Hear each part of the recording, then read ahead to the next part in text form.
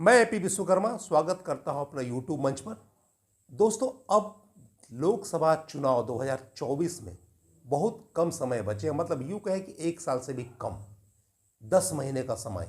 और ये 10 महीने का समय बहुत ही क्रूशियल है, बहुत ही महत्वपूर्ण है, सत्ता पक्ष के लिए भी, विपक्ष के लिए। और जिस तरह से विपक्षी एकता चल रही है कि हर हाल में मोदी जी को तीसरी बार पीएम का शपथ नहीं लेने देना है, विपक्षी जिस तरह से कमर कसे हुए हैं, और जिस तरह से 23 जून 2023 को मीटिंग हुई, उससे एक बहुत व्यापक संभावना बनती है कि मोदी जी की मुश्किलें बढ़ने जा रही है।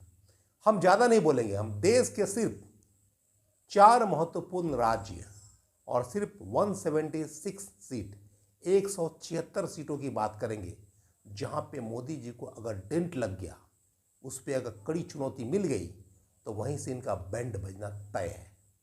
सबसे बड़े देश के जो राज्य हैं, उत्तर प्रदेश, जहां पे लोकसभा के 80 सीटें हैं, वहां पे अगर 80 सीटों में से, जहां पे अभी बीजेपी काबिज है 62 सीटों पर, अगर वोटों का बिखराव रुक जाए, जैसे कि मतलब वहां पे मायावती, जयंत चौधरी, ओपी राजभर, अखिलेश यादव, अगर सारे लोग कंबाइंड होकर लड़े, वहाँ पे बीजेपी को मात देना बहुत आसान है।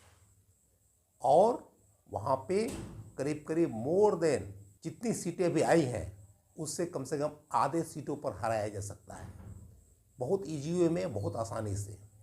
दूसरी बात करते हैं, बिहार की बात करते हैं। यहाँ पे करीब करीब 17 सीटों पे भी बीजेपी काबिज है, जबकि बिहार में कुल लोकसभा की सीटों की संख्या 40 है, जो कि किसी भी लिहाज से बहुत ही मायने रखता है, 40 सीट।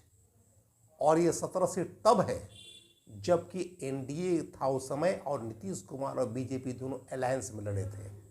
अगर 1:1 लड़ा जाए, अकेले लड़ा जाए, तो कहीं न कहीं महागठबंधन बहुत भारी पड़ेगा बीजेपी पर। और हो सकता है कि बीजेपी का जो 17 है, हो सकता है कि 7-8 सीटें रह जाए, कोई आश्चर्य की बात नहीं है। और तीसरी बात करेंगे हम झारखंड। झारखंड में कुल 14 सीटें हैं लोकसभा की, और 14 सीटों में से अभी 11 सीटों पर जो है बीजेपी काबिज है। वहाँ भी अगर कांग्रेस, झारखंड मुक्ति मोर्चा और कुछ छोटी बड़ी पार्टियां अगर मिलकर अगर महागठबंधन की शक्ति को मजबूत करें, तो वहाँ भी कम से कम 5 से 6 सीटों पर हराया जा सकता है बीजेपी को बहुत ही आसानी से। और चौथा और इम्पोर्टेंट, वेस्ट बंगाल, जहाँ पे करीब 42 सीटें हैं, लोकसभा की सीटें हैं वहाँ पे, जो कि बहुत ही महत्वपूर्ण स्टेट है और बहुत ही इम्पोर्टेंट स्टेट है। और वहाँ पे करीब 18 सीटों पे बीजेपी काबिज है। और मान के चलिए ये दोबारा रिपीट कभी नहीं होगा, वो बाई मिस्टेक कहिए, बाई लक कहिए, आ गया तो आ गया। एक आश्चर्यजनक चीज़ थी 18 सीटें वेस्ट बंगाल में लाना बीजेपी का, वो दोबारा रिपीट नहीं होने जा रहा है। और हो सकता है कि ममता बनर्जी इस बार बीजेपी का वहाँ सुपड़ा साफ कर दे, मतलब हो सकता है वहाँ पे 0 पर आउट हो जाए, ऐसी संभावनाएं भी हैं। क्योंकि ममता बनर्जी कुछ भी कर सकती है, उसमें वो कैपेबिलिटी है, वो क्षमता है, वो ताकत है, और वो कुछ भी करना उसके लिए आश्चर्यजनक बात नहीं है। तो अगर हम देश के 4 स्टेट की बात करें, उत्तर प्रदेश 80 सीटें लोकसभा की, बिहार में 40 सीटें लोकसभा की, झारखंड में 14 सीटें, और वेस्ट बंगाल की अगर हम बात करें 42 सीट्स, टोटल आता है यहाँ पर 176।